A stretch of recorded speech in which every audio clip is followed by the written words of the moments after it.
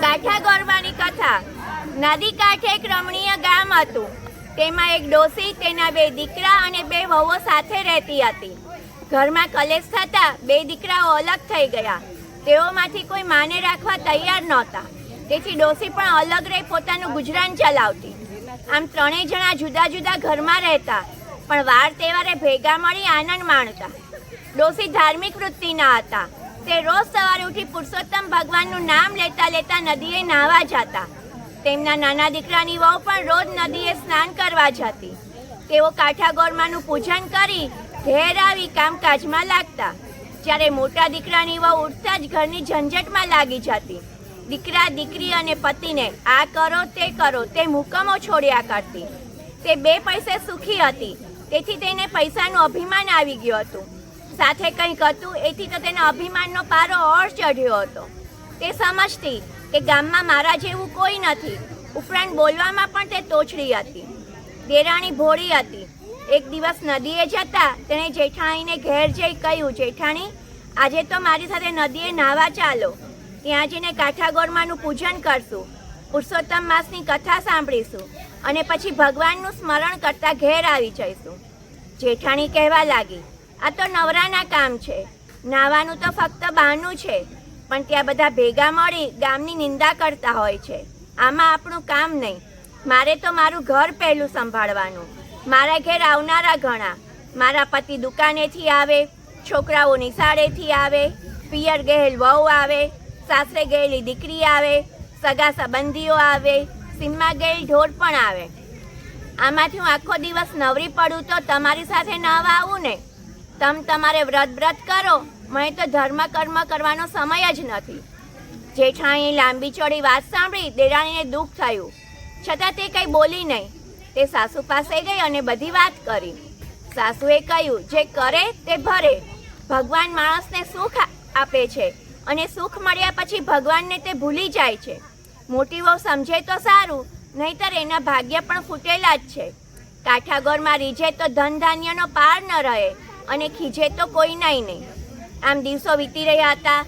દેરાણીના દિવસો પુરુષોત્તમ ભગવાનના ધર્મ ધ્યાનમાં જતા, જ્યારે જેઠાણીના દિવસો સાંસારિક કામકાજમાં ને ઝંઝટમાં વીતતા. તેની પાસે ધર્મ કરવાનો વખત જ નથી.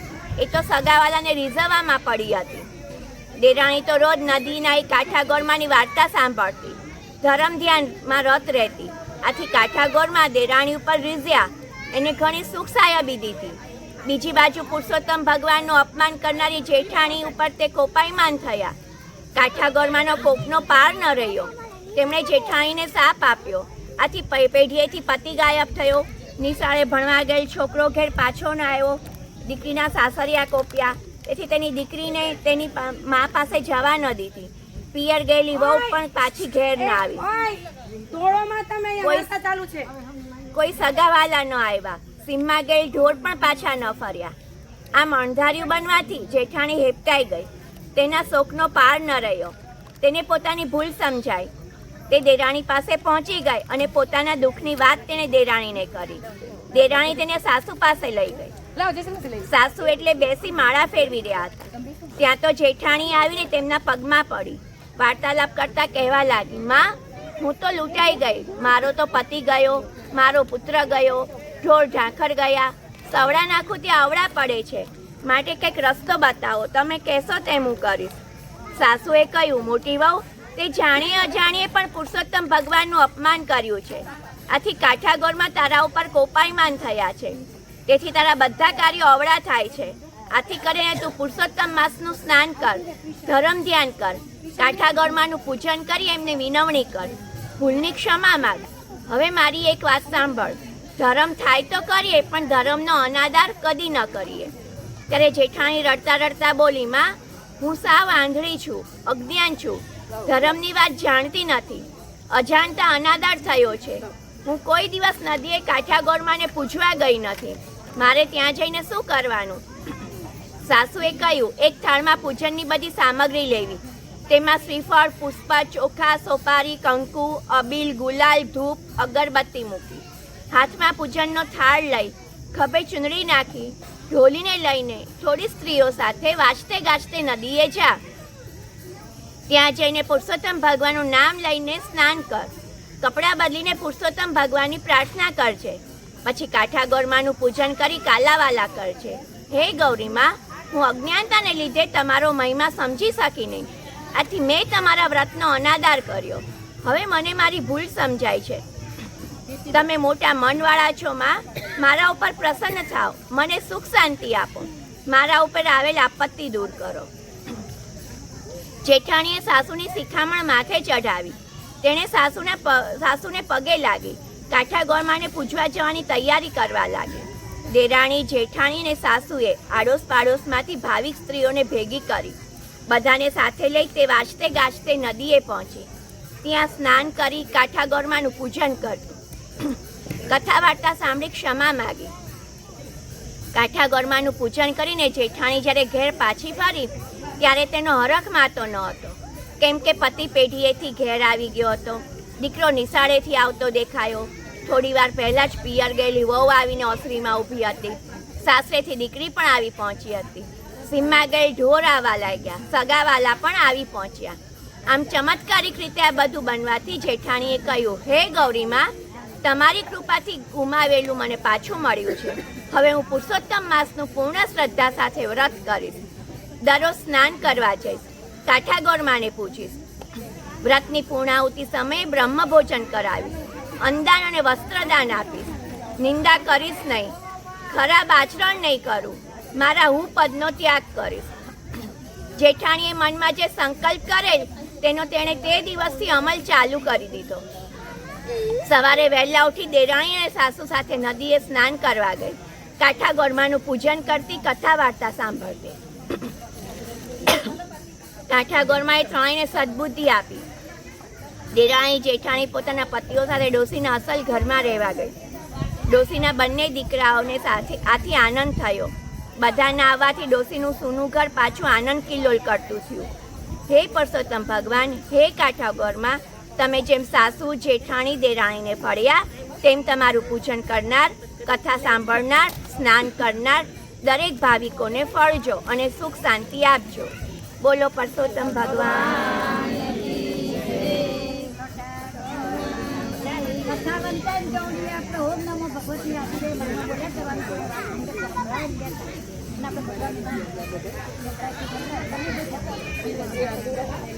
અધ્યાય 18મો પુરુષોત્તમ વ્રતનો પ્રભાવ. સૂત પુરાણી બોલ્યા, હે મુનિ શ્રેષ્ઠો, સુદેવ અને તેની પત્ની ગૌતમી પોતાના મૃત બાળકને ખોળામાં લઈને કલ્પાન કરવા લાગ્યા. લાંબો સમય ત્યાં જ બેઠા રહ્યા. એટલામાં ચોમાસું ન હોવા છતાં અચાનક વરસાદ તૂટી પડ્યો. ચારે દિશાઓમાં અંધકાર છવાઈ ગયો. પવન જોરદાર ફૂંકાવા લાગ્યો. વીજળીના ચમકારા થવા લાગ્યા. 1 માસ સુધી સતત વરસાદ વરસ્યા કર્યો. સુદેવ અને ગૌતમી કંઈ પણ ખોરાક લીધા વગર ત્યાં જ બેસી રહ્યા. પુત્ર શોકમાં બંને ગરકાવ હતા. ભાગ્યવશાત જે દિવસથી વરસાદ શરૂ થયો એ દિવસથી પુરુષોત્તમ માસ શરૂ થયો હતો. આખા માસ દરમિયાન સતત વરસાદ વરસ્યા કર્યો. બંને નિરાહાર હોવાથી અજાણપણામાં તેમનાથી પુરુષોત્તમ માસનું વ્રત થઈ ગયું. આથી તેના અઢીસ થતા દેવ ભગવાન પુરુષોત્તમ તેમના ઉપર પ્રસન્ન થયા અને આકાશમાં તેમને દર્શન આપ્યા. પતિ પત્નીએ ભગવાનને પ્રણામ કર્યા અને શ્રી કૃષ્ણ શરણમ મમના મંત્રથી તેમનું ધ્યાન ધર્યું. આથી ભગવાને પ્રસન્ન થઈને કહ્યું, હે સુદેવ, હવે તું તારી ચિંતા છોડી દે. અજાણપણે પણ તારાથી પુરુષોત્તમ માસનું વ્રત થઈ ગયું છે. એટલે તે વ્રતના પ્રતાપે કરી મૃત્યુ પામેલ તારો પુત્ર સજીવન થશે અને તેનું આયુષ્ય 12,000 વર્ષનું થશે. તને માર્કેન્ડેય મુનિએ રઘુરાજાને કહેલ કથા કહી સંભળાવું છું. પૂર્વકાળમાં ધનુર્શર્મા નામે એક ઋષિ થઈ ગયા. તેમણે 12,000 વર્ષનો ઉગ્ર તપ આદરી અમર પુત્રની ઈચ્છા રાખી હતી. તેના તપથી પ્રસન્ન થઈ દેવોએ તેને વરદાન માગવા કહ્યું. ત્યારે ધનુર્શર્માએ પોતાને અમર પુત્ર મળે તેમ કહ્યું. આથી દેવોએ જણાવ્યું, હે મુનિ, તમે જે માગો છો તેવું હજી સુધી ક્યાંય બન્યું નથી. અમરત્વ કોઈને પ્રાપ્ત થતું નથી, માટે બીજું કંઈ માગો. ધનુર્શર્માએ કહ્યું, આ સામે જે પર્વત દેખાય છે તે જ્યાં સુધી અસ્તિત્વ ધરાવે ત્યાં સુધી મારો પુત્ર જીવતો રહે તેમ કરો. દેવોએ તથાસ્તુ કહ્યું. સમય જતાં ધનુર શર્માની પત્નીએ દેવાંશી પુત્રને જન્મ આપ્યો. ઉંમરલાયક થતાં પુત્રને મુનિએ કહ્યું, તું કદાપી કોઈ ઋષિ મુનિઓનું અપમાન કરીશ નહીં. આવી શિખામણ આપવા છતાં ઉદ્ધત પુત્ર વારંવાર ઋષિ મુનિઓ અને બ્રાહ્મણોનું અપમાન કરવા લાગ્યો.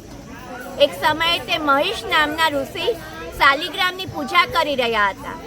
તે વખતે તે મૂર્તિને શિફથી ઉઠાવી લઈ કૂવામાં નાખી દીધી. તેના અપકૃત્યથી ઋષિ ક્રોધે ભરાયા અને તેને શાપ આપ્યો, તારું આ ક્ષણે જ મૃત્યુ થાવ.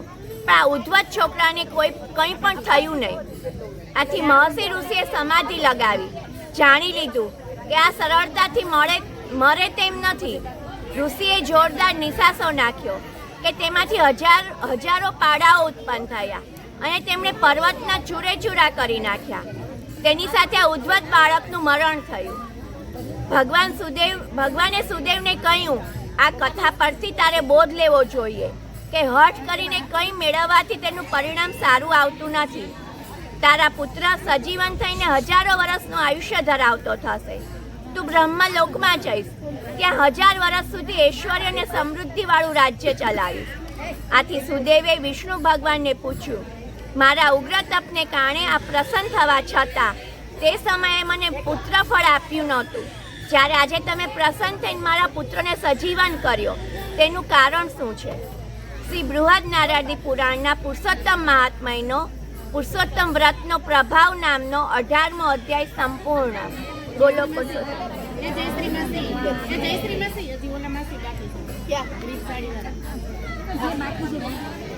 હવે વાર્તા.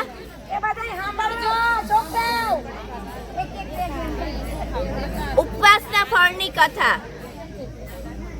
એક નગરીમાં અતિ સ્વરૂપવાન બ્રાહ્મણ કન્યા રહેતી. તેના મા બાપ ન હતા, ભાઈ બહેન નહોતા. માતા પિતા એને માટે થોડી મૂડી મૂકી ગયા હતા. તેના ઉપર કન્યા પોતાનો નિભાવ કરતી. તે ઘરમાં એકલી હોવાથી તેણે એક દાસી રાખી હતી. તે 24 કલાક તેની પાસે રહેતી.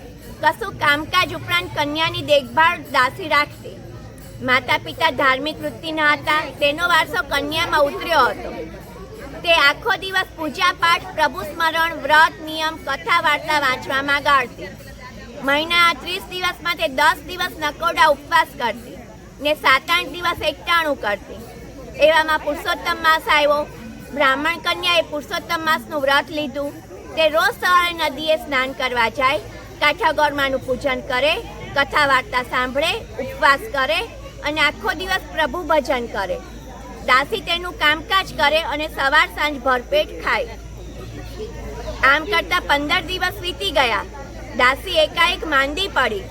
અંતે એની માંદગી એટલી બધી વધી ગઈ કે તે પથારીવશ થઈ ગઈ. ઊભા થવાની શક્તિ પણ તેનામાં ન રહી. રોગ અસાધ્ય હતો, કંઈ ભાવતું નહોતું. બ્રાહ્મણ કન્યાએ ખૂબ સારવાર કરી. વૈદ્યોને બોલાવવામાં આવ્યા. તેમના તરફથી ઈલાજ થવા લાગ્યા, પણ માંદગી ઘટવાને બદલે વધતી જ ગઈ. દિવસે દિવસે તેનું શરીર દુબળું થતું ગયું. આંખો નિશ્ચેત થતી ગઈ. મોત નજીક દેખાતા દાસીએ બ્રાહ્મણ કન્યાને બોલાવી ક્ષીણ અવાજે કહ્યું, મારો અંત સમય આવી ગયો છે. બધાય વરસ પાણીમાં ગયા. મહામંગો માનવ દેહ મને મળ્યો, પણ હું તેનો કોઈ સદુપયોગ કરી શકી નહીં. મેં જિંદગીમાં કોઈ વ્રત કર્યું નથી, દાન પુણ્ય કર્યા નથી. નક્કી મારો વાસ નરકમાં થશે. મને એ વાતનું દુઃખ છે કે તમારા પવિત્ર સહવાસમાં રહેવા છતાં મને કદી સત્કર્મનો વિચાર ન આવ્યો. હે બહેન, મને મુક્તિ મળે એવું કંઈક કરો. આ સાંભળી બ્રાહ્મણ કન્યાને એણે આશ્વાસન આપતા કહ્યું, હે દાસી, જીવ માત્રને પોતાના કર્મનું ફળ ભોગવવું પડે છે. આવા કર્મનું ફળ સારું મળે છે. હવે શોક કરવો નકામો છે. અંત સમયે તને આ સંતાપ થઈ રહ્યો છે એ પણ સારું છે. આથી કદાચ તારી સદગતિ થાય. બ્રાહ્મણ કન્યાના આશ્વાસન ભર્યા શબ્દો સાંભળી દાસીની આંખમાંથી આંસુ વહેવા લાગ્યા. દાસીને રડતી જોઈ બ્રાહ્મણ કન્યાને દયા આવીને બોલી, હે દાસી, પૂર્વજન્મમાં પુણ્ય કર્મો હોય તો જ આ ઉદ્ભવમાં ધર્મ ધ્યાન સૂઝે છે. છતાં તે મારી ઘણી સેવા કરી છે. તારા લીધે જ હું વ્રત તપ કરી શકું છું. બોલ, તારે શું જોઈએ છે? તારી અંતિમ ઈચ્છા મને જણાવ. હું તારી ઈચ્છા પૂર્ણ કરવા અવશ્ય પ્રયત્ન કરીશ. ત્યારે દાસી ગળગળા સાથે બોલી, બહેન, તમે આ પુરુષોત્તમ માસમાં ઉપવાસ કરી રહ્યા છો. મેં સાંભળ્યું છે આ માસમાં ઉપવાસ કરવાને અલૌકિક ફળ મળે છે. કૃપા કરીને મને એક ઉપવાસનું ફળ આપો, કદાચ મારું કલ્યાણ થાય. બ્રાહ્મણ કન્યાને તરત જ જમણા હાથમાં જળ લઈ પુરુષોત્તમ ભગવાનનું ધ્યાન ધરી સંકલ્પ કર્યો કે હું એક ઉપવાસનું ફળ દાસીને અર્પણ કરું છું. તે ક્ષણે દાસીએ આંખો ઢાળી દીધી અને એક દિવ્ય વિમાન તેને લેવા માટે આવ્યું. તે વિમાનમાં બેસી દાસી સ્વર્ગે ગઈ. એક દિવસના પુણ્ય બળે દાણી ઘણા સમય સુધી સ્વર્ગ ભોગવ્યો દાસીએ.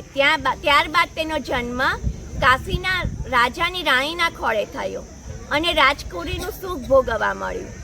આખી જિંદગી સુખ સમૃદ્ધિમાં ભોગવી તે અંતે વૈકુંઠે પામી. બોલો પરસોત્તમ ભગવાન.